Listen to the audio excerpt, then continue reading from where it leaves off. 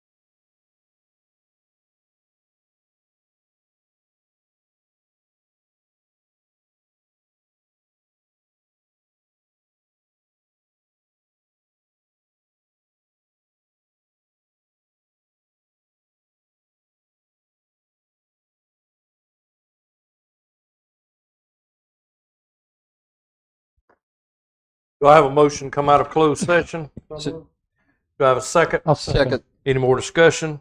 All in favor? Aye. Any opposed? Grady, you want to give anything? I mean, there was really nothing that came out of there, but There was I no will give you action the taken in a opportunity. closed session to be reported out here. all right. Other than that, I'd like to welcome everybody out. Would you please stand for the Pledge of Allegiance? I pledge allegiance to the flag of the United States of America and to the republic for which it stands, one nation, under God, indivisible, with liberty and justice for all. Again, we appreciate everybody coming out for the May 14th, 2025 special meeting. Conflict of interest, does any member have a conflict of interest or the appearance of a conflict of interest in regards to any item on the agenda? If so, please state at this time. Mr. Clark? I do not, Mayor. Mr. Corbett? No, Mr. sir. Hargrave? No. Mr. Posdell? No. Mr. Nair? No, sir. All right, moving on. Approval of draft agenda. Does any member of council have anything they need to change? Mayor, Yes, sir, go ahead. I'd like to request that we add under the draft agenda, add a general council discussion point, which I guess would be number 5. Well, I'm not sure the number of that. Let's do 5-1, it's fine. Okay, any member of council have anything else? If not, do I have a motion to approve the draft agenda? So So moved. moved. Do I have a second? Second. Any more discussion? All in favor? Aye. Any opposed? All right, moving on. Go ahead with this, sir. General comment. Yes, sir, go ahead. This is difficult, so I'm going to read part of it. I've had a serious family medical situation over the last 3 months, which has demanded the majority of my attention. My family situation has now developed into a condition that requires 100% of my emotion and energy. As of this evening, I must resign my elected position here on Town Council. It's with disappointment that I'll not be completing the remaining 2 years in my 4-year term. A number of citizens have spoken at this podium on town matters. I would hope that these same focused and talented residents will continue with that enthusiasm and come forward to assist all of our citizens by putting their hand up and running for town council, utilizing their skills to address the complex issues impacting our residents. Being on town council is not an easy obligation. It's 7 days a week, but extremely rewarding, as there are a lot of divergent citizen viewpoints with conflicting opinions and solutions that all need to be considered. I want to thank the rest of Town Council for allowing me to serve alongside of you guys, and for the citizens for electing me and allowing me to serve. It's been certainly a privilege. I would like to submit to Town Council the review and acceptance of my resignation. And just as a point, because I probably, once they accept it, I don't have the option to speak anymore, I did want to announce publicly that I support the dredging assessment topic presentation that'll be presented later this evening. And as a point of order, you all can have your discussion, but the better practice is to have a motion to accept Mr. Larkin's resignation. I'd like to make a motion. All right, do I have a second? Second. Any more discussion? All in favor? Aye. You'd like to say something? Go ahead. I wanted to make a motion that we accept Councilman Larkin's resignation effective today and thank him for his dedicated years of service to the town of Sunset Beach. So, and then, thank you. And, okay. Thank you, Thank you Pete. very much, Pete. Thank you, Peter. And with this, I have a follow-up motion. Go ahead, sir. Okay. I'd like to make a motion to instruct Town of Sunset Beach staff to advertise, put on the town website for citizens to apply for the interim position for the town council member, and put on the June 2nd agenda for discussion and consideration of making an appointment. With that, applicants should email the town administrator their interest in being considered for the positions, along with their resume. The term of the appointment will run until the new town council is sworn in December 2025. Do I have a second? Second. Any more discussion? All in favor? Aye. All right, moving on now. If there's nothing else, we'll move to new business. First up is the 429 4th Street Minimum Housing Violation Order 24 CVS 001767-090. Mr. Richardson, you have the floor. Thank you, Mayor, members of council. By way of some background with respect to this property, tonight before you is three options with respect to 429 4th Street. One option is to pass the ordinance that allows the town to enter the property and effectuate the repairs to bring it up to satisfy the minimum housing code violations.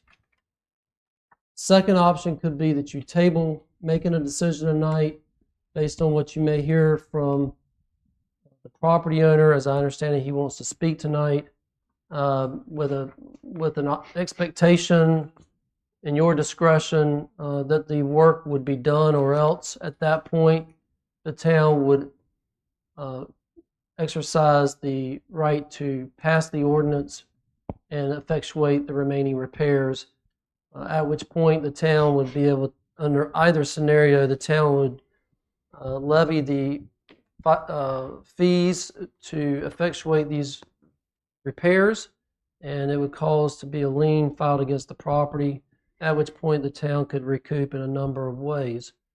The third option is that you decide to reject the ordinance and set aside what has been done to date, dismiss, if you will, what has been entered against the property, and the town could start anew, if it so desired, with the nuisance abatement and the housing code violation abatement proceedings. Now, to be clear, it's my understanding that David Grimes, is he here? Mr. Grimes, David Grimes is here. He holds himself out as the owner of 429 4th Street. There is no requirement that Mr. Grimes be allowed to speak. To be clear and for the record, I don't believe you're required to do so, for the reason that an order was entered on December 18th, 2024 regarding the minimum housing code violations. That order was not appealed. That order is final and binding. It gave the property owners until May 5th to effectuate those repairs, or else the town would have the option of demolition or the self-help repairs, depending on the value of the structure and what needed to be done. Because of the estimate of the repairs, the cost for those repairs do not rise to the level of more than 50% of the house value, and so you cannot demolish it at this time. It's my understanding Mr. Grimes wants to say or talk to the council about this matter, and you, in your discretion, can allow that. There will not be an opportunity for questions and answers, and you are not obligated to answer any questions, and in fact I would instruct you not to. I believe Mr. Grimes may be represented by his brother, so I'm not going to engage in communications with him either. And at this time, the jurisdiction over this house, it is my position, rests entirely with the town of Sunset Beach. So any permits that the Grimes family would try to pull from the town's building permits, inspections office, etc., are not going to happen because jurisdiction lies with you.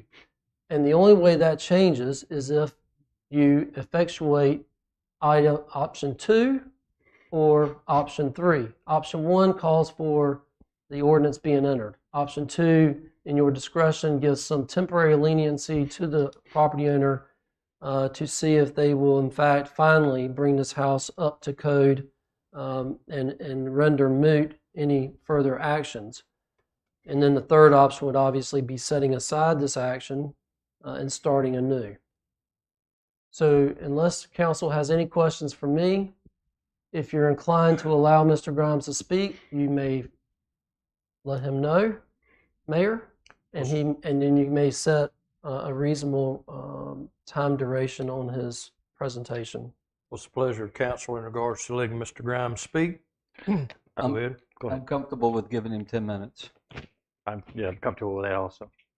Fine with me. Okay. Mr. Grimes, this time, I don't think I need a motion for that, but at this time, Mr. Grimes, if you'd like to step to the mic, you're more than welcome to.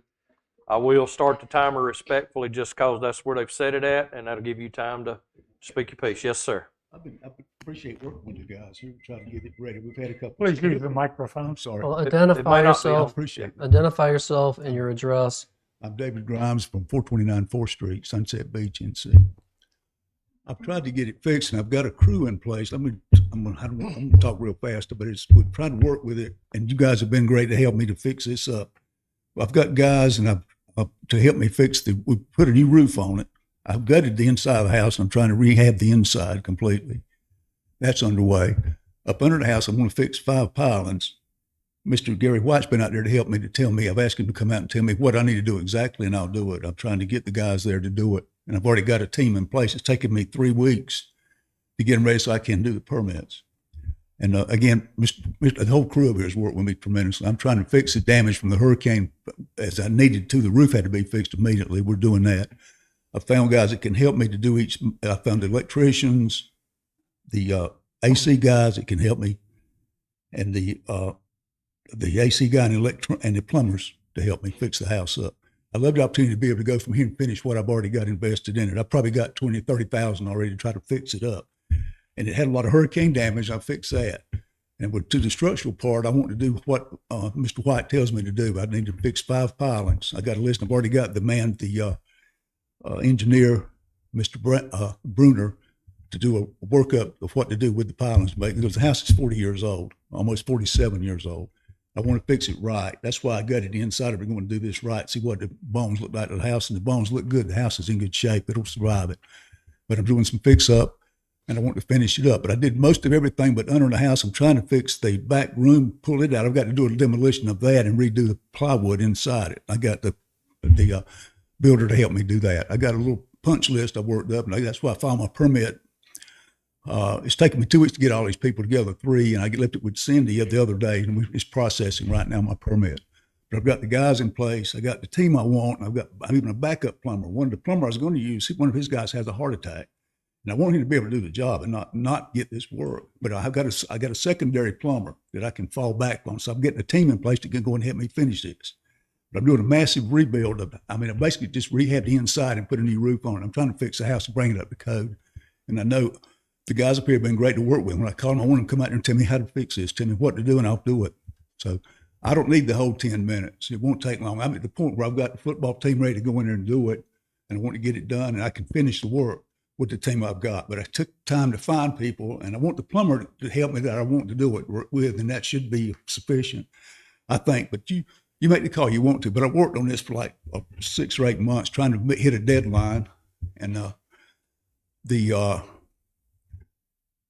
on April 9, and this is not complaining or anything, they put a stop work order on because I need to get another permit. So from April 9th, I've had a stop work, red sign in front of my house saying stop all work. I haven't been able to do anything for the last 4 weeks, so I couldn't have hit the May 15 deadline. I can't be told on one hand they didn't mean to do it. I'm not squabbling with anybody because I love these guys up here. They've helped me to fix this. I can't be given a stop work order at the same time I've got a clock running and try to finish my work. I've had to wait to find the whole team to get my permits down to everything I want to do to the house. I had to put it all together in 3 weeks. So it's like playing a football game, but you turn the clock off, but that you're still playing the game. But the clock, but I got to turn off my workers right now while a tab is running. And I want to do it the way they all want me to do it. I want to follow the process. But when I stop work order, I can't do anything for that time until I get all the permit stuff, all the guys, all the plumbers. It's like a catch-22 almost, that's just the way it is. I understand how things work. I'm trying to get all my guys together, the guys that I need. I've already got the team ready. I'm ready to call them and get them started again right now. We could finish them. I got good workers. And I appreciate your help. And I just pray you if you were in my situation, you got a stop work order, but you still have the clock running against you. That's fundamentally not fair. But I would ask you, I'll put myself at your mercy right now. If you let me finish the job, I can do it. If we can work out some kind of deadlines. I got guys that want to work. When I get my permit, the stop work order goes off and I can go back to work. I mean, I love these guys. They help me. This town has helped me to do this. I appreciate your help. And any consideration you give me, I'd appreciate it. And I thank you for the time. I've got some minutes left on my 10. Yes, sir. Thank you, sir. Thank you. All right. What's the pleasure of council? You've heard Mr. Grimes' rebuttal, and y'all heard the three things that the attorney has reached out to you. So it's in your hands, guys. What is y'all's consideration in regards to this subject? Mr. Mayor, Yes, sir. this has gone on for years and years and years. Really, for the town to do something, our hands were tied by state law. The neighbors on 4th Street put up with this for years. And finally, we were able to move on it. And in all that time, Mr. Grimes knew the issues and failed to address them. As far as I'm concerned, he's had more than enough time to take care of that house, and he just hasn't done it. No matter what he says here now, it's been a long time he did nothing. That's how I feel about it. Yes, sir, Mr. Paul. Go ahead.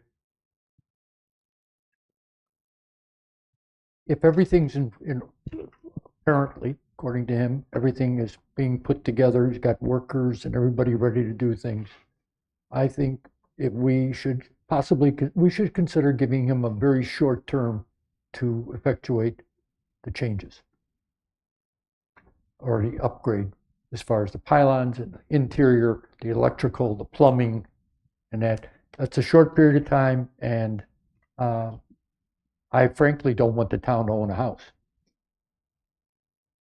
What Go ahead, do you sir. consider a short period of time that's adequate? It's been I know. a number of years, Well- and Considering we had a stop work order for 30 days, I'm willing to give him 30 days.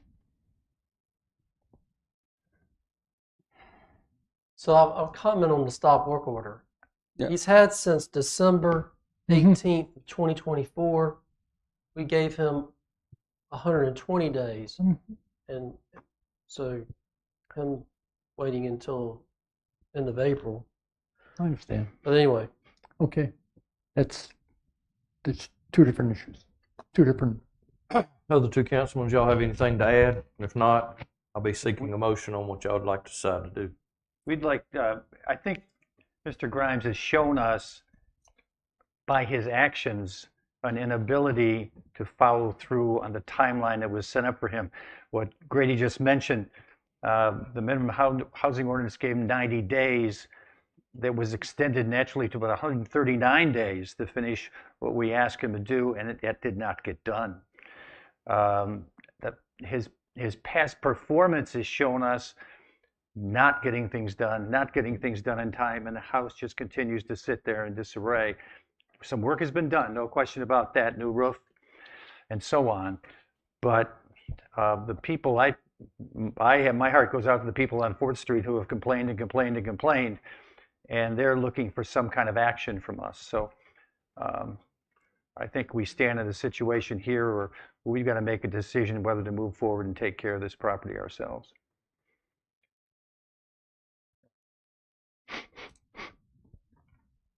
Mr. Corbett, you have I fall in line with the view that the stop work order was not a compelling problem. It stopped the work at that period of time, but that work had many deadlines, or had several deadlines ahead of it that needed to be done and were not done. I think Mr. Grimes has had ample time. I think the people on 4th Street and the nearby community has had tremendous aggravations that they've had to put up with over the years with that house. And so I think it's time for us to take action and not give a 30-day extension. Again, I'm calling for the pleasure of council in regards to a motion. So if someone would like to step up in regards to one of these three items that's been presented, I would welcome it now. Grady, would you please repeat the three options? Sure. Option one would be a motion by town council to enter into the ordinance directing the housing inspector / code administrator to repair the property at 429 4th Street as unfit for human habitation. And that ordinance then declares the remedies that the town will then begin implementing. Starting with section 1 of that ordinance, the owners of the building would be ordered to vacate all occupants and personal property from the property and dwelling before May 31st, 2025, and then it goes from there. So option 1 motion would be to enter into the ordinance regarding the property for the town to begin implementing the repairs necessary to bring it up to minimum housing code. Option 2 is you make a motion to table making a decision on the ordinance until pick a date. The next town council meeting, June 13th. June 2nd is the next town council meeting. It would probably need to be 30 days. more than that, I guess. Is June 13th a meeting date? Yes. Yeah. So option 2 would Maybe. be, That hasn't been set in stone yet. okay. Well, I think June 2nd would be too quick to have meaningful progress made, regardless of a football team or whatever Mr. Grimes has lined up to fix the property finally.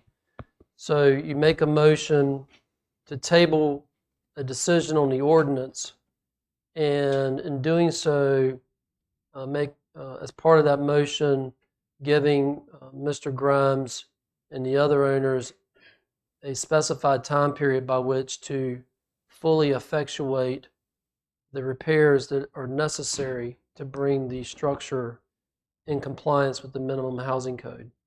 Your third option is to reject entering the ordinance and setting aside all the effort that has been done for the town to then see what happens after tonight, and the town could certainly start the process anew.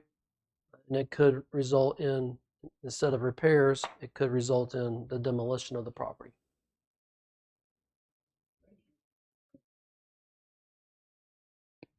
What's the pleasure in council in regards to that? I'll give him the rest of his 10 minutes. I cut it off, but I'm going to put back 5 on it just to be respectful, sir. So I appreciate it. The reason it's taken me this long is I'm trying to raise enough funds to actually fix the house correctly. I know it's been a long hassle. I own it with my brothers, and I'm the one trying to fix it. In all candor, I'm trying to raise the funds to really fix the house. I know it's an eyesore, and I apologize. I'm sorry the way it is. I'm trying to do what I can, the best way I can with the helpers in this building to help me do it. I'm going to ask you at least give me the 30 days or possibly with 60. If I can work and get it done, I've already spent umpteen hours and probably 20, 30,000. The inside of the house looks new. It's got new boards. It needs to just have the plywood, and I changed another bedroom around because of the hurricane damage. We fixed all new flooring. All the up under it's been fixed. All the wood messed up from the storms. But it took me time to get enough funds to do this correctly. I'm doing stuff I should have already done. I don't own it by myself. I own it with others. I've got to explain to them. And I'm trying to find enough funds to make it work, and I've got there, and I'm ready to do it. I apologize to everybody that the place looks like that. I'm sorry. I want to fix it. I know it's an eyesore, and I want it not to be. I'm trying to fix it, and I've got the funds to do it. Knock on wood. It costs a lot to do stuff like that, but I'm doing it by code with the guys with me. Mr. Kerry White's been excellent to help me to do it, and I apologize for the anger you got with me. And I'm angry with myself letting it get in that kind of shape. But I'm trying to raise funds, and I've got the people, and I've got it ready to fix it. If you give me at least 30 days, possibly 60, I could probably bring it up to where it's a pleasant house. It's not an eyesore anymore. And I appreciate your candor with me. But I stand here today, I'm asking you for 30 to 60 days, or give me item 2 or whatever, the one that works, so I've got some time to at least try to finish the game. The metaphor is I've worked to get to here, and I apologize for what's happened in the past. I'm trying to fix it, and I've got the financing to get the house where it looks great. That's what I just need my chance to finish it. And I'm sorry about the time from December until now. There were exigencies that happened. There's a cold snap in January. I was trying to get it fixed during that time, but there's always something going on. I know this. When you start something, you got to have some little bend if something happens to give it a little bit more time. And I appreciate your help with this, but I just appreciate having some time to just finish it. Try, then take it, or do whatever you've got to do, and I'll help you do it. But I'd like to get 30 to 60 to finish the plan I've got in my request for a permit. I just love to have that as a fair play, just to be fair to me, to try to fix the place. And I'm ready to do it, and I want to do it 24/7, and I appreciate your help on that. I think it's just fair play to let me have the chance to finish. I thank you for the time, Ashley. I'm happy to craft any motion that if someone says I make a motion under 1, 2, or 3, I can try to spit out the language for it. What's the Well, pleasure of council? Anyone have a motion?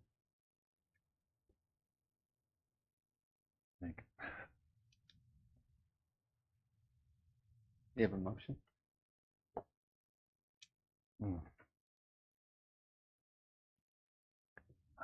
Can I make a comment?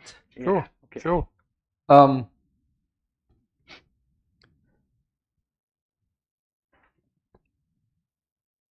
Mr. Grimes, I have sympathy for your concern. The track record, well over a year, that the town has been talking with you about the condition of your house, makes me think that 30 days is totally insufficient. 60 days is also probably insufficient to get this done. I'm speaking, please. We let you speak, sir. You raised a question of fairness. I mean, there was fairness to the community, to your neighbors, that's been going on for a long time, that has resulted in finally coming before us, asking the 4 of us to make a very difficult decision affecting you. And I think the place where there's been a lack of fairness has been on your part, your performance in terms of what's going on. So I really have my doubts whether you could get it done in 30 or 60 days. And that all that would do would be continue this process of setting deadlines for you and them not being met.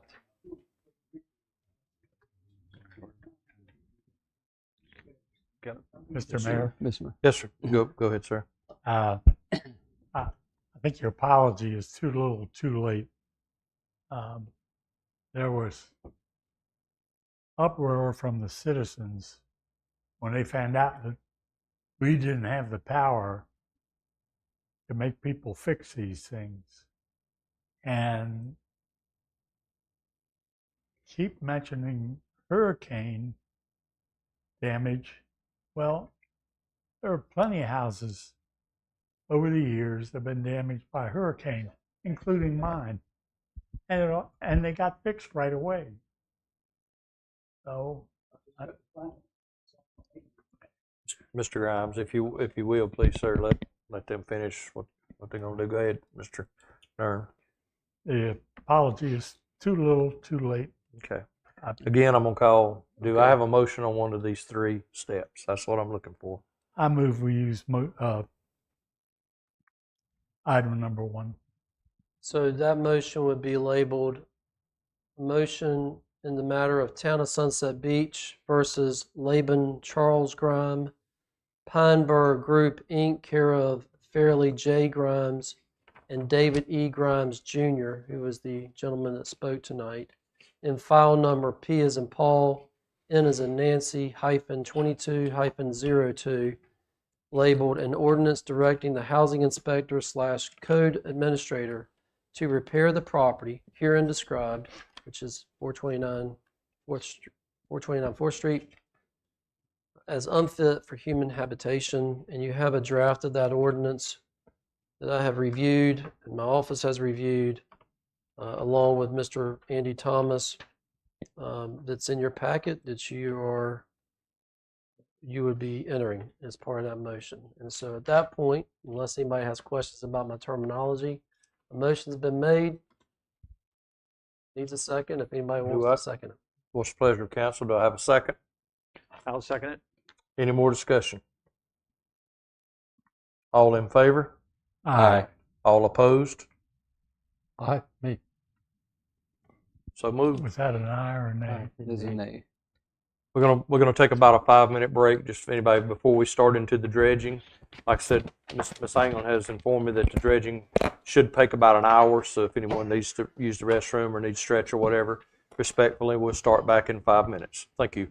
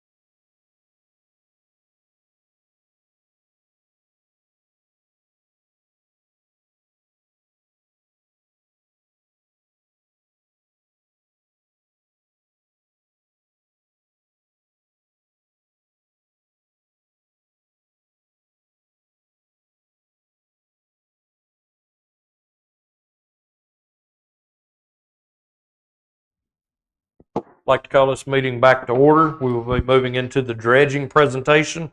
Mr. Dustin Graham, you have the floor. I'm actually heading off. Go ahead, Ms. Anglin.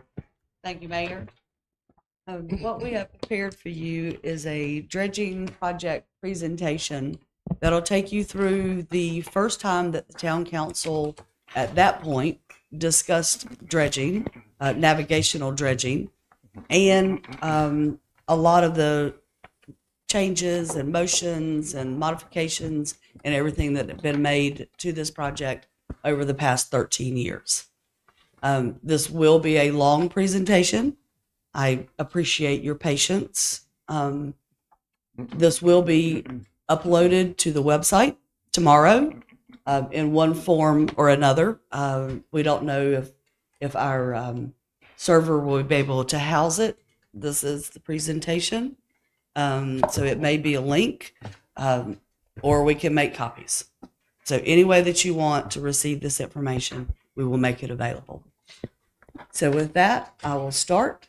And I'm going to focus on this screen, and this one will be the same thing, hopefully.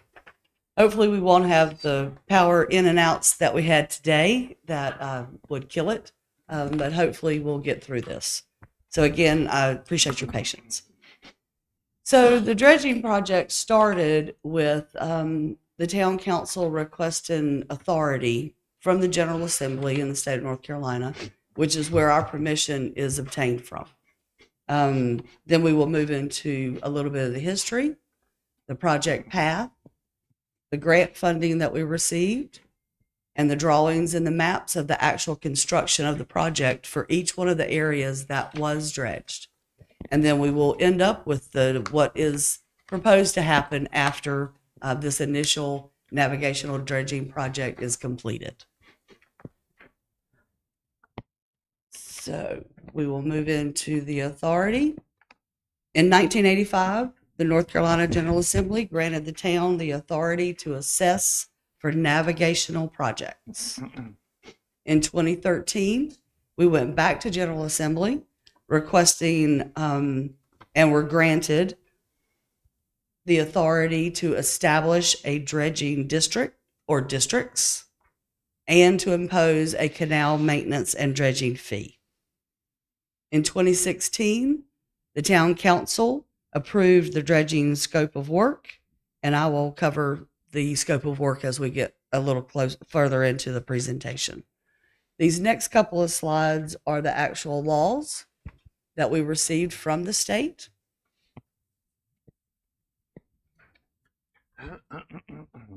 And then we'll move into the history. Now, I believe it is important to recognize the governing body members that have been involved and the town staff that have been involved with this initial dredging project over the last 13 years. There's 21 mayors and council members that have been involved to bring us to the current council as they sit now.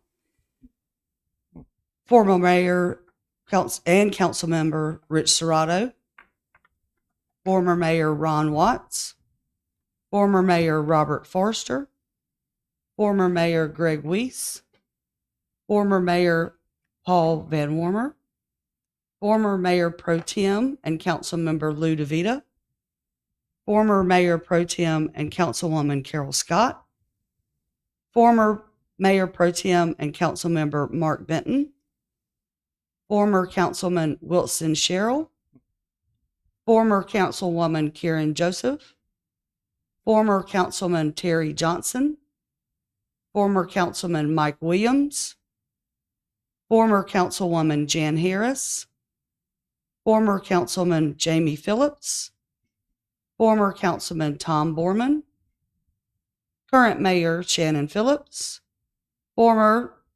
Councilman Pete Larkin, former Councilman and current Mayor Pro Tem John Corbett, current Councilman Charlie Nern, current Councilman Mike Hargraves, current Councilman Mike Posdel.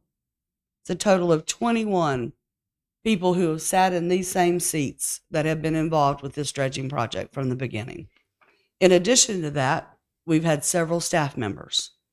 Former Town Administrator Susan Parker, former town administrator Hiram Marziano, myself, current project supervisor Dustin Graham, current public works director Matt Sorrells, former town attorney Mike Eisenberg, and current town attorney Grady Richardson.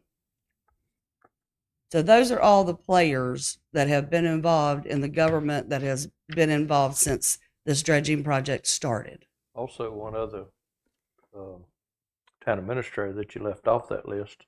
There was another one in between, Hiram Marziano, the guy that was hired here. You're exactly right. I apologize for that.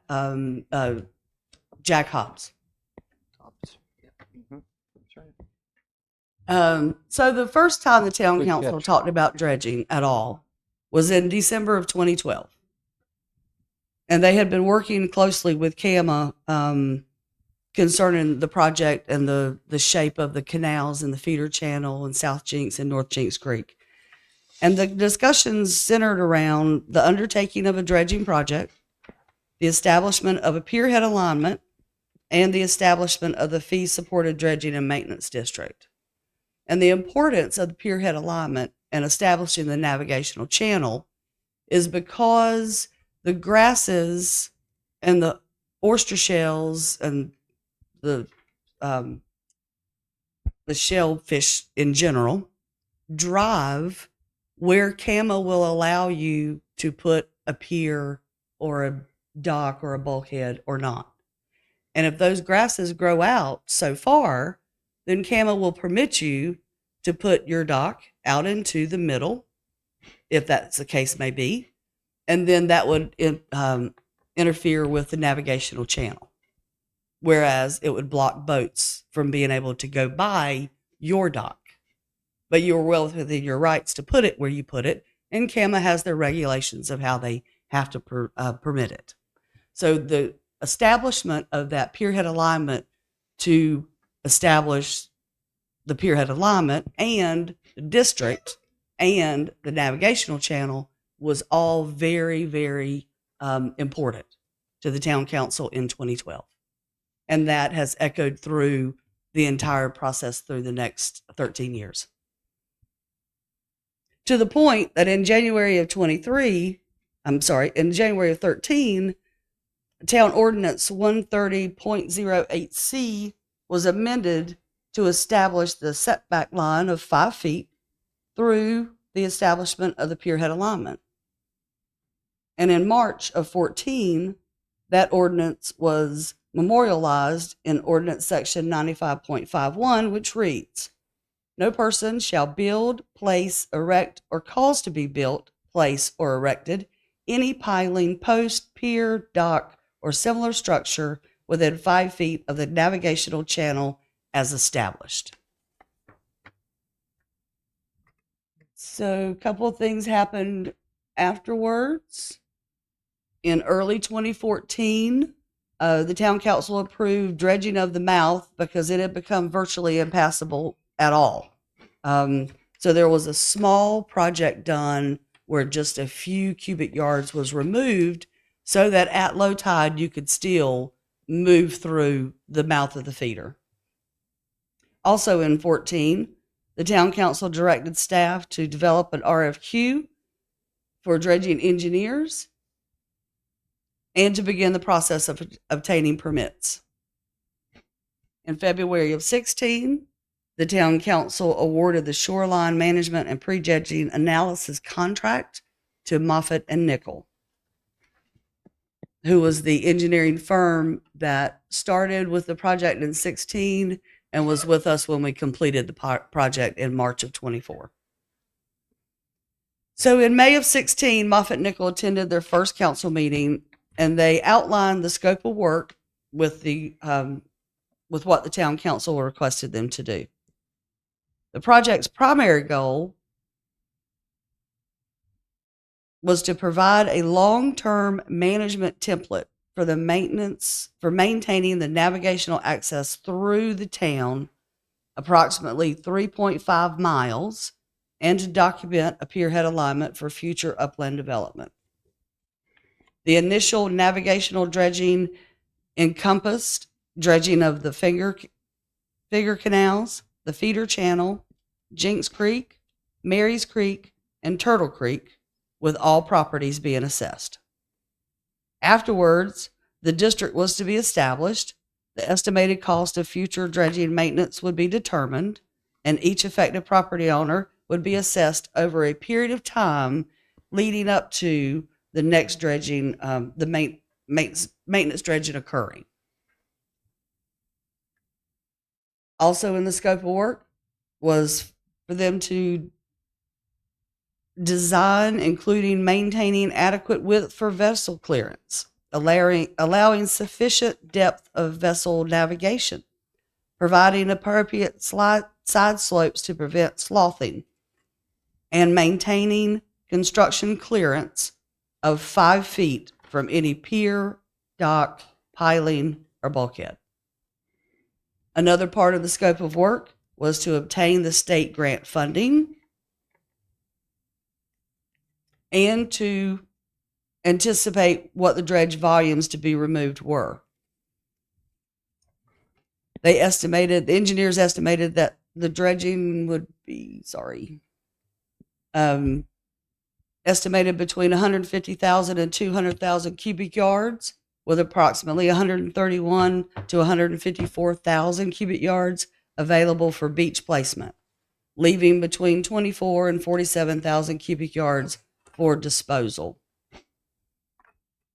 Moffatt Nickel had attended a preliminary scoping meeting already by the time they attended this council meeting, and the agencies had already raised concerns and requested further analysis be performed, including showing impacts to the waterway at Marys and Turtle Creeks and the S-curves in Jinks Creek and Tubbs Inlet. The proposed project path included the feasibility study, the design, the permitting, the construction, and monitoring. So for the remainder of 2016 and the years that followed, 2017 through April 2021, Moffatt Nickel performed the feasibility analysis, the project design, including several modifications, and 3 state grant applications, while continuously communicating and meeting with representatives from federal and state agencies concerning the project to receive feedback regarding additional analysis requirements in order to ultimately submit a project permit application. Each permit modification required a new public comment period with certified mailing notifications to the affected property owners. In 2019, the Army Corps of Engineers initiated an individual permit process for the South Jinks, Feeder Channel, Finger Canals, and the Bay Area system based on the volume of comments that they received during the CAMA process. Normally, the Army Corps of Engineers just concurs with CAMA and the permits and the conditions. During each phase, presentations and reports were provided to the town council during regular meetings, and all of that is captured in minutes, and all of those presentations are or will be placed on the website. So these next couple of pages are the permits that were received. The CAMA permit that was received has no excavation shall take place outside of the area indicated in the work plan drawing. DEQ, which is the Department of Environmental Quality, echoed that same restriction. In addition to setting limits for the waters within Turtle Creek, are authorized to a maximum depth of -3 mean low water plus 1 foot over in the northernmost extension of the canal to the connecting waters of -5 feet mean low water where it meets the waterway. In Marys, it's maximum depth of 3 feet mean low at the northernmost extension of the canal to -5 mean low water where it meets the waterway. Army Corps of Engineers echoed those same conditions. I won't repeat those. So in November of 2016, the town council held a community meeting specifically for the dredging project. Moffett Nickel representatives provided an in-depth overview of the project and fielded questions from the audience and former Environmental Resource Committee members. In October of 2019, DCM, which is the Division of Coastal Management, indicated to Moffett Nickel that the permits would most likely be conditioned to require a connection to deep water. Thus, a variance request to the Coastal Resources Commission became necessary in order to avoid dredging Tubbs Inlet, North Jinks Creek, and Jinks Creek behind Ocean Isle Beach. The permit was issued with a depth not to exceed -2 foot mean low condition.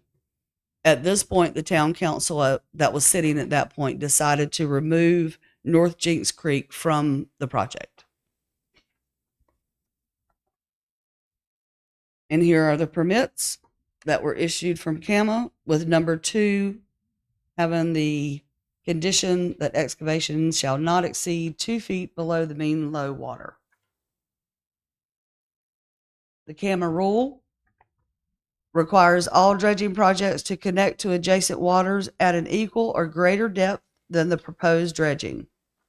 By removing North Jinks Creek, the project no longer met this requirement. The next CRC, which is Coastal Resources Commission, meeting when the variance could be presented was in February of 2020. The town council directed the engineers and Attorney Richardson to submit a variance request, and that variance was granted in February of 2020. In September of 2020, the town council approved the preliminary assessment resolution, which advised the affected property owners that the council was considering a dredging project for specific areas within town limits to improve navigation, and scheduled a public hearing for November of 2020. There is the signed resolution. During the November 2020 public hearing, numerous affected and non-affected property owners spoke in support of and opposition to the project. And due to COVID, Mayor Phillips also read emails received from affected and non-affected property owners in support of and in opposition to. The town council heard from property owners and residents requesting that the Bay Area be redesigned to either widen the path, the proposed path, or to include 2 paths versus the one proposed. The town council agreed, and the permit was modified to incorporate the change. In January 2021, the town council approved the resolution directing that the project be undertaken.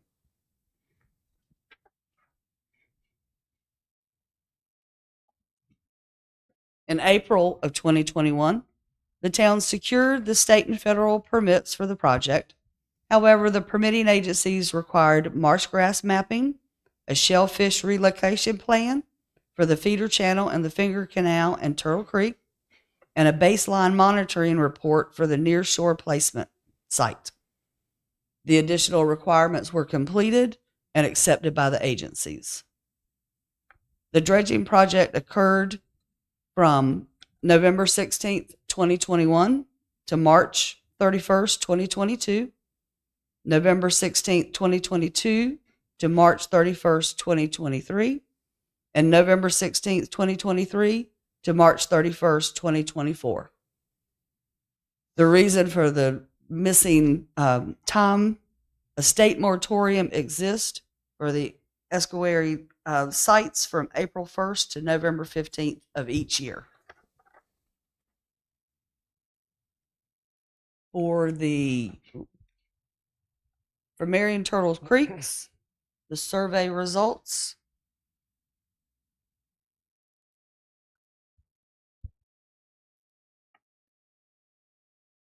They're a little out of whack. So I'll just roll through them. Okay, the survey results up here on your screen now for the finger and the feeder channel. Everywhere that you see orange, there were oysters and clams and mussels that had to be relocated.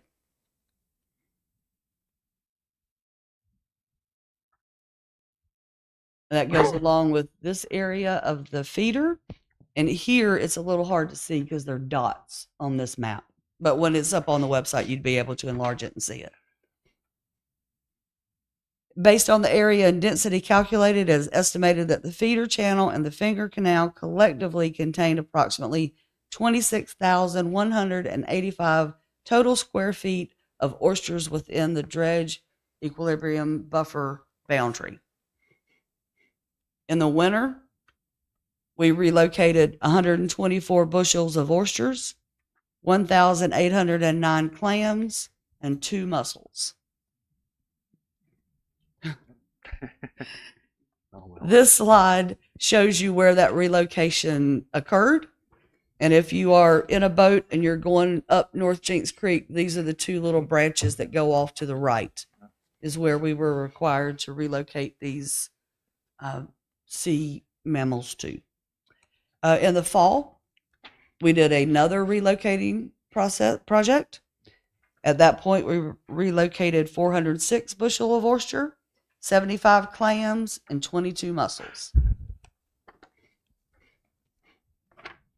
Those were also relocated to those 2 branches. In addition, they required a baseline monitoring report. This report shows you the area in the ocean between 3rd and 13th Street where the beach-compatible material that was hydraulically dredged from South Jinks Creek, where it was placed, and we were required to monitor that area for the next 3 years. We have just finished the 3rd year, and it is migrating out into the ocean. This slide shows you how they determined the acceptable material versus the non-beach compatible material. And I'm not an engineer, so I don't understand any of that. The dredging project, it consisted of 2 phases. Phase 1 was South Jinks Creek and the mouth of the feeder channel. And again, beach compatible material, hydraulically dredged to the near shore placement site in the ocean between 3rd and 13th Street. Phase 2 contained the Bay Area, the rest of the feeder channel, the Finger Canal, Turtle Creek, and Mary's Creek. And again, that's the near shore placement map. And phase 2 contained non-compatible beach material that was offloaded at temporary sites that were built at Cobia Street, the Majestic Oak Park site, Pecan Street, which is at the end of Seaside Road on the mainland, and at Mary's Creek. This material was trucked to the permitted disposal site on Old Georgetown Road in waterproof lined dump trucks. This map shows you from where the dredging occurred to where it went, out on Old Georgetown Road towards Shallotte. During the construction, weekly progress meetings were held in Town Hall with representatives from the regulatory agencies, Moffitt Nickel, the contractor, and town staff. Agency representatives frequently visited the project site and observed the construction, including the shellfish relocation efforts that were in Turtle Creek, the feeder channel, and the Finger Canals. A total of 51,025 cubic yards of beach-compatible sand was placed near shore between 3rd and 13th Street. 39,601 cubic yards of non-compatible material was trucked to the permitted disposal site off of Georgetown Road. Now, as you can tell, that's a lot lower than the 150 to 200,000 cubic yards that was discussed in the beginning. North Jinks Creek removal was the rest of that material that was not dredged. I'll move into the grant funding now. The state has a dredging grant that is administered by the Division of Environmental Quality, and it is for navigational projects. In August 2016, the town was awarded the state grant, and these grants at this point in time were 2/3 state shared, 1/3 town shared. The first grant totaled $2,779,327. In May of 29, the town was awarded the state grant again, still 2/3, 1/3, totaling $3,756,436. In 2021, the grant was amended to change the contract end date to June of 23. In June of 23, the grant was amended to increase the state share by $2,745,811.19 for a total state share of $6,502,247.53. And again, we changed the contract end date to June 2024. In late 23, 22, Grady might know, the General Assembly decided that they had enough money that they needed to increase the share. So they increased the state share from 2/3 to 3/4. At that point, we applied for a new grant under those conditions and was awarded that grant to the total of $4,106,475. In total, the town has received $5,235,134.18 in grant funding for this project. The total project cost, $7,710,145.15. The preliminary assessment roll included 321 parcels. However, additional surveying and field review resulted in 3 parcels being removed. The total amount to be assessed is $2,475,010.97. The total to be assessed per parcel, $7,785.05. Sorry, $83.05. Now I'm going to turn it over to Mr. Graham, the project supervisor, and what he's going to do is walk you through the permitted design for each of the areas, the as-built surveys. Sorry, I cannot multitask.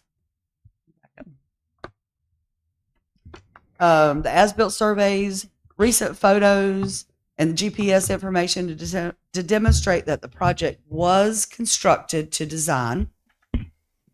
the design specifications and the requirements and allowances of the permitting agencies. And with that, you want me to continue to flip or you want to flip? Okay. With this, we'll start with South Jinks Creek with phase 1 that was done. This here is the South Jinks Creek. You see the layout that was done. This is that the Palm Cove is at the far right, and that's the end of North Shore and then the end of Riverside. And next slide, you will see where we had to dredge, and you see the permit limits. With the permit limits, also you see the depth. The permit limits is where we had to daylight the slopes. So when they dug the slopes, they also had to daylight within the permit limits as they was dredging. I'm sorry, Dustin. Let me explain one thing. You're seeing 2 lines. The blue line is the pre-dredge survey. Yeah. The red line is the as-built survey. So as you can see, the dredging line on the bottom, in between those 2 lines, is actually where the dredging project occurred. And that would be Yes, the as-built survey.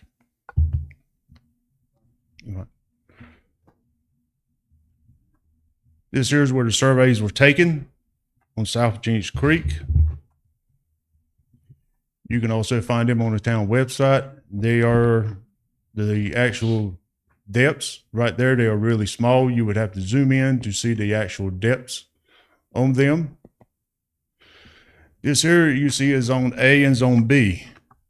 In this is as coastal dredging was dredging and heading towards the intercoastal, we noticed that the sand has migrated to the west, almost to them docks. So we knew that as he was dredging that he was not going to get it all.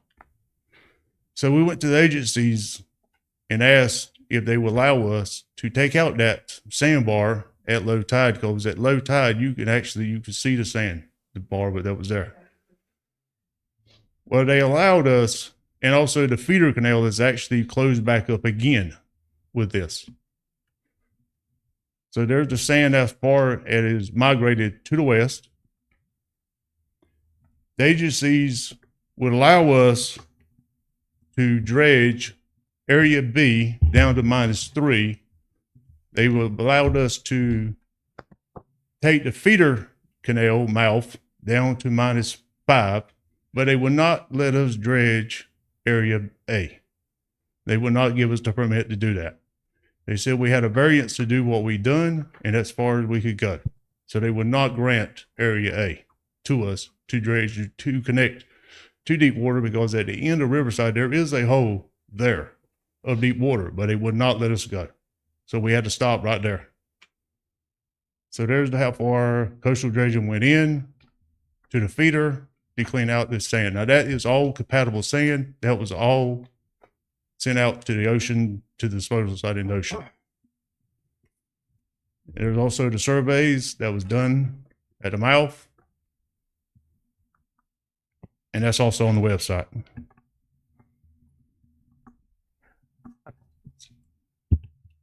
Now we'll go into Turtles and Mary's Creek. Mary's and Turtles is located on the mainland. Mary's is next to the town park. Turtles is located next to Stokes, behind Stokes.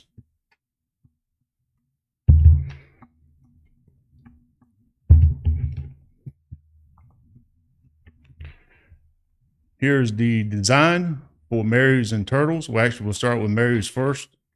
This is designed for that.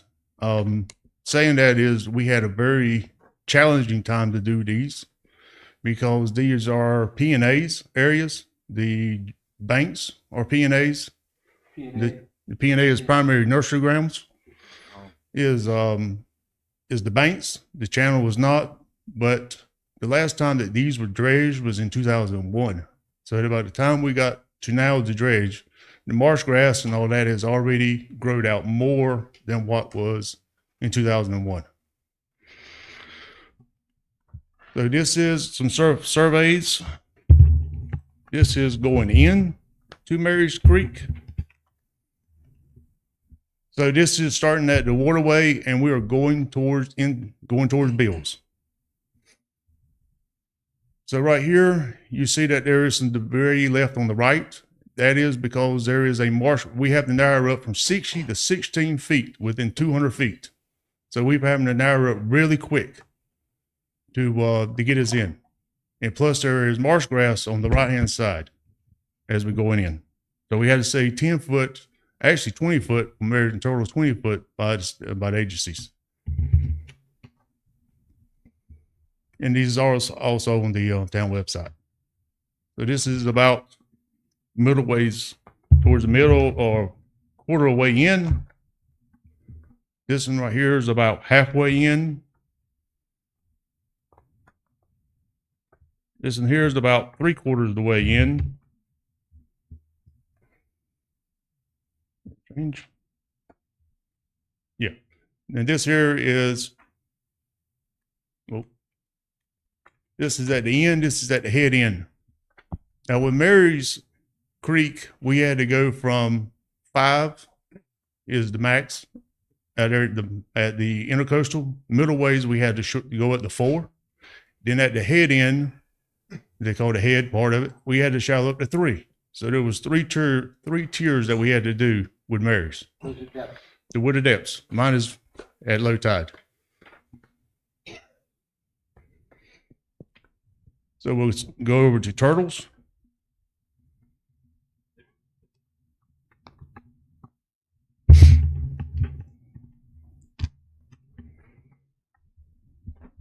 Turtle Creek was also a bit of a challenge also, because initially that we asked for a 40-foot wide channel going in, but due to the oyster bed that's on the right-hand side, the agencies would not allow us to move any more oysters out of that bed. They said it was just too many, it was just too clustered. So we had to shrink the channel from 40 to 20 in that area. And also, we had to do the same thing with turtle. We had to go from 5 to 4 to 3, mean low water. As we go in, we had to step it up. So that to start with, at the mouth, this is, I took this picture at about 30 minutes from low tide. As we were going in through Turtle Creek, that was the depth at about the mouth of Turtle Creek. It says 5 on the depth finder, but the depth finder is actually 1 foot below the water level. So you got to have a foot to that. So that'd be 6 foot deep as we were going in. It was about 30 minutes before low tide. The next one is right before we get to the oyster shell, oyster bed. That one there is at the oyster bed. And that's the depth at the oyster bed. 5 foot, but add 1 foot to it, it'd be 6 foot. As we're going in, this is about just past the oyster bed, about a quarter of the way in. This one here is about halfway in. This is in between Station 7 and Station 8. This is 4.5 foot. There's the dock there about station, but in between these stations around Station 8.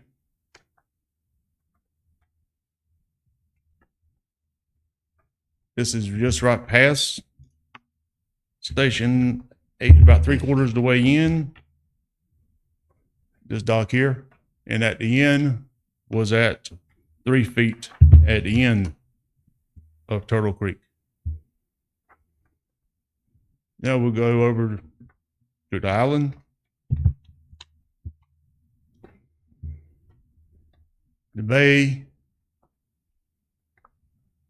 the secondary channel, and a feeder.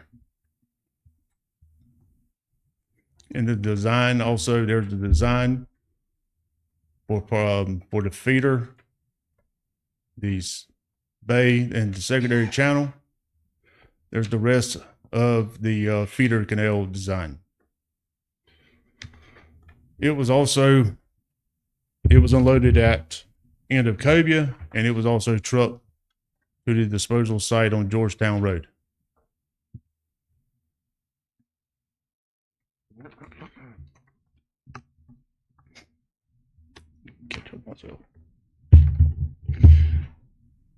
These surveys here is the bay. This is the start at the head, and that is towards Cobia, at the very where Cobia is at that end of the bay. So we are coming back to the back towards Jinks Creek. Majestic Oaks side, or that side, the negative side, the Canal Drive is on the positive side.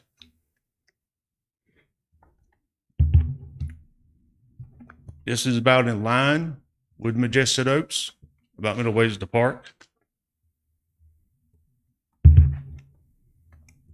Next one is about at the end of 16th Street. 7 is in between 16th and 17th Street. Next one is about at the end of 18th Street. This is where the secondary channel and the bay comes, and the main channel comes together in the bay. This is about 3/4 of the way towards Jinx. And this here is towards the end of the bay where it joins Jinx. Now we go back to the secondary channel. This is starting about middle way at the other end, in the bay, and we're going back towards Jinx Creek. North Shore side is on the negative side. Canal Drive is on the positive side. This one here is about halfway. This one here's another one's about halfway. Then here's about 3/4 towards the end. This here's is that where it comes together, or next to Jinx Creek. Now this is the feeder canal. This starts at where Canal A and the feeder comes together, and that is over next to 6th Street is where this starts at. Riverside is on the negative side. The other side is towards Canal Drive.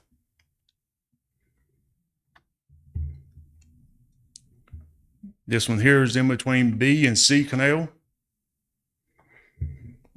This is in between C and D Canal. This is about halfway to Jinx. This one here is also about halfway.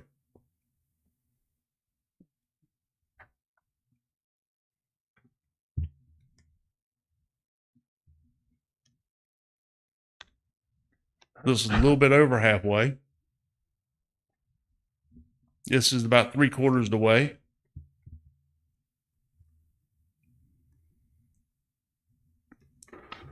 This one here is also about 3/4 of the way.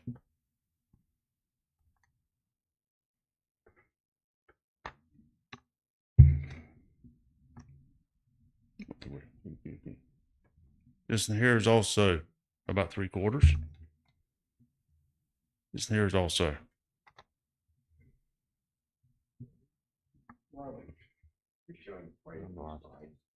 We don't know if they're good, bad, or are they all inspect or in other words, how wide is that area? Yes.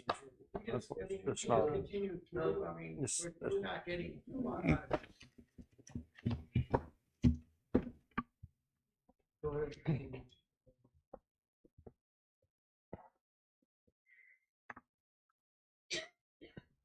This is toward the end. This is about a 30-foot wide channel right here. Okay. Now we're getting on down to towards the end. It goes to 30, almost to a 40-foot wide channel. Matter of fact, them are about 40-foot wide channels down through there. It went from 40 down to 30 down through there. A channel.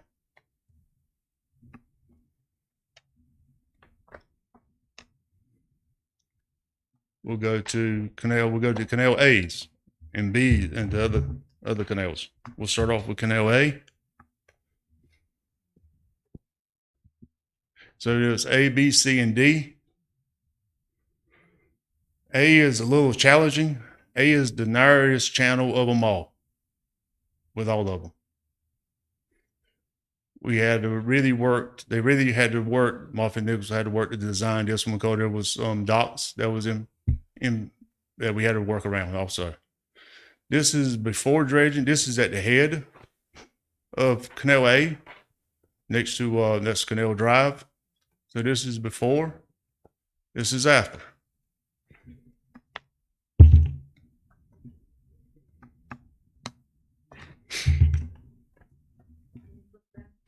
This is before, and this is after. Yes, pretty current.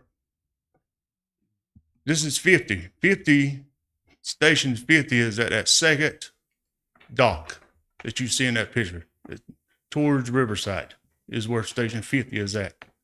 Station 50 shows that it was dredged. You see where the blue line's at? That's where the material was at. And that's where the red line is where it was dredged to. At that depth, it was at 3 foot plus 1 at low tide. There's the dock that's sitting there. It's 2 hours after the time we passed that down. Okay. There is, Dustin, Mr. Graham, Wait a minute. Mr. Graham, don't engage. Please proceed with your presentation. Tonight is not a public hearing. this dock here is the first dock that you've seen that's next to Canal Drive. You see that there was dredging took place next to that dock. And that's also there next to that dock. Also in that picture there, if you look down there at the bottom right-hand corner, in front of that dock, you see that there was dredging done in front of that dock. So it's coming out of Canal A. The negative side is 6th Street. The positive side is Marlin. You see this here may be a little bit smaller than the other one is because there is a at that station there is a boat dock that is there, a floating dock that is there. That's about 3/4 of the way out of Canal A. That's in the curve in Canal A where it comes into the feeder. That's the end of Canal A.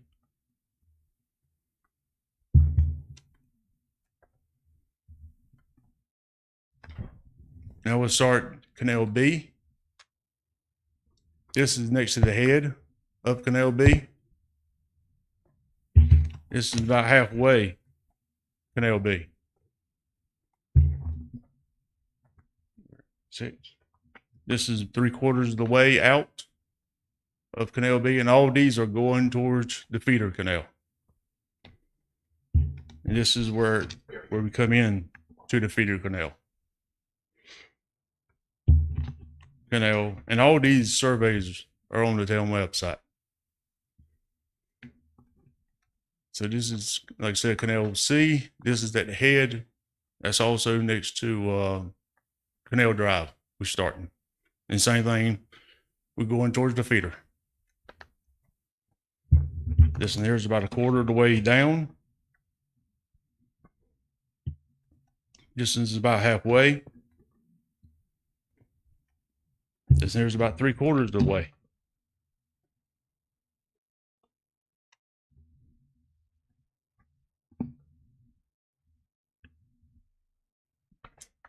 Okay, now we start Canal D.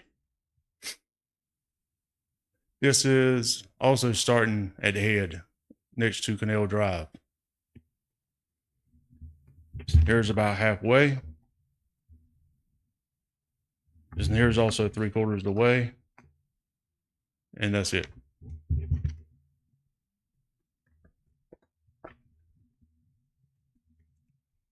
Thanks, Dustin. The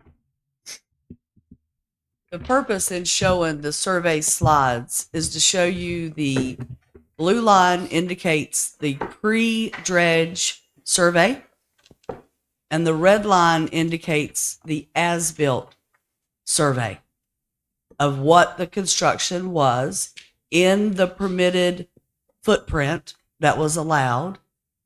If it's shored up on one side or the other, indicates there was grasses, there was shellfish, there was a floating dock. You'll remember in the beginning of my presentation, one of the requirements was that we stayed 5 feet away from any floating docks or piers or bulkheads. So that was the purpose of the exercise of showing the surveys. All of the surveys for every station, for every project that was dredged, including every area, South Jinks, All Fingers, the feeder, Mary and Turtles, and the Bay, are on the website under the dredging project. You can open those up, blow them up. We have the large maps at Town Hall if you would rather come by here and look at the actual maps. We have those, and we will make those available to anybody who would like to see them in paper form. So let's talk about the next steps now. So once the special assessment is levied and collected, the initial dredging project will finally be deemed completed, and we can move on to the next steps. The town council is then expected to direct town staff to work with a dredging engineering firm to develop a future dredging plan that will establish benchmarks and schedules of when the next dredging project is expected to occur. This will include cost estimates. During this process, permits will be secured from the regulatory agents and maintained in an active status for future dredging projects. In addition, the town will work to secure a permanent location for the future dredging material, such as the town-owned spoil islands. Neighboring communities, such as Ocean Island, Holden Beach, have dredging plans in place currently and have had for years. Projects are scheduled for 5, 7, even 10-year intervals in accordance with their plans. And from the information gathered, the town council will then be able to establish the district or the districts and to levy an annual maintenance fee that will be levied upon the benefited property owners, and the funds will be held in escrow restricted funds for future dredging projects. That was the goal of the end game goal of the town council in 2012, was to get the initial navigational project completed so that the depth could be obtained, then to establish this plan, and then come back and do maintenance dredging according to that plan by with assessing the property owners on an annual basis, which would make the payments a lot smaller, and collected and held in escrow until the plan deemed appropriate or conditions deemed appropriate for that area to be dredged at that time. So we have finally come to the end of the initial dredging project, and then it'll be up to town council to move forward or not.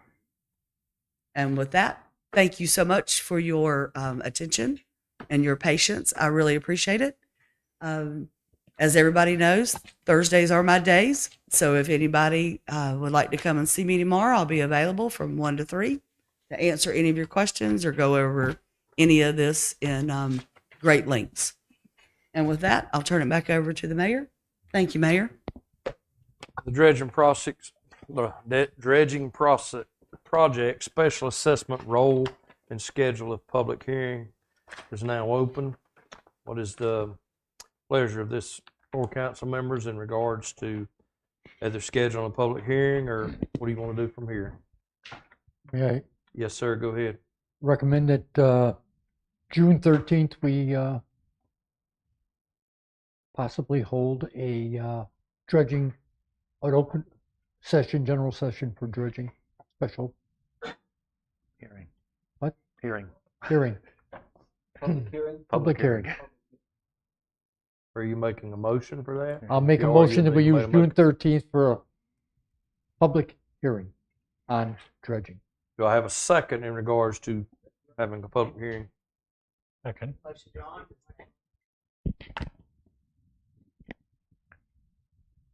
Thank you. You need to read it out. Go tell him again so he'll hear you, Lisa. Mr. Corbett, it needs to read as titled, where it says resolution declaring total project cost. Mr. Posdel.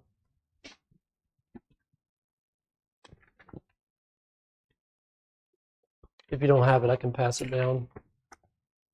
Sure, I got it. You want me to read it? Go ahead. All right. I'm digging for it. Okay, for the purpose of the dredging project special assessment rule and schedule a public hearing, the council is requested to approve recommended the council approve declaring the total project cost of $7,681,194.15. And we direct the preparation of the preliminary assessment roll and schedule a public hearing for June 13th, 2025 at 9 a.m. and order the mailing to the benefited property owners of the shallow draft navigation dredging project, including the assessment amount of $7,783.05 shown against their properties. So that is a standing motion. Do I have a second? Second. Any more discussion? All in favor? Aye. Any opposed? Yep. So to be clear, at this session will be, you've gotten a lot of information and things are going on the website. You have a chance to go through and come up with questions, and at the public hearing, ask those questions and get those things out, and then the council will make their final decisions. Is that correct? That is correct. So if there's no further business, do I have a motion to adjourn this special meeting? So moved. Do I have a second? Second. Any more discussion? All in favor? Aye.